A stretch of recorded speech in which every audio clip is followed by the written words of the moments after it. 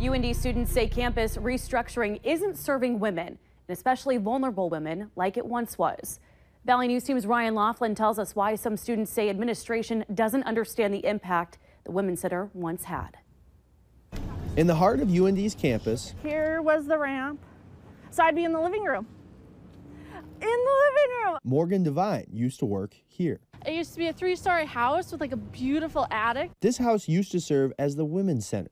To even have this place was a feat, considering where the Women's Center began. In the late 60s, early 70s, the Women's Center actually started in a broom closet in the Union by a few women. Then the administration decided to level it. We were packed up out of here and moved into a pretty tight location with 2 cubicles and 1 office. Now the Women's Center is back where it began, buried in the student union.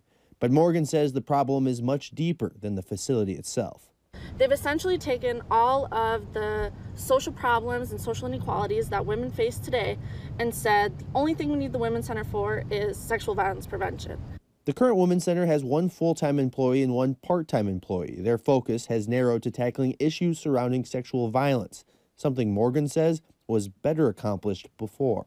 And when there's zero markage and no one's here when you first enter, it can be very difficult to feel comfortable enough to share the experiences. She thinks the main issue is a disconnect from UND leaders. How they're making an impact, administration doesn't quite understand what centers are supposed to be doing. Morgan hoping that women still get the services she used to help provide here.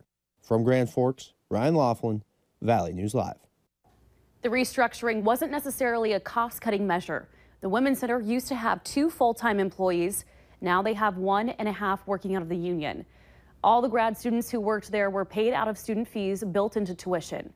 UND officials say a lot of the programs offered out of the previous women's centers will still be offered through other channels. There are no plans yet for the empty lot where the building was leveled, and sexual violence is still an issue on campus. And Valley News Live took a look at the number of reported sexual offenses at colleges in our area. UND investigated 33 sexual offenses from 2014 to 2016. Here in Fargo, NDSU, there were 20 sexual offenses involving students, both on and off campus from 2013 to 2015. And over at MSUM, 15 or around campus over a 5-year span from 2012 to 2016.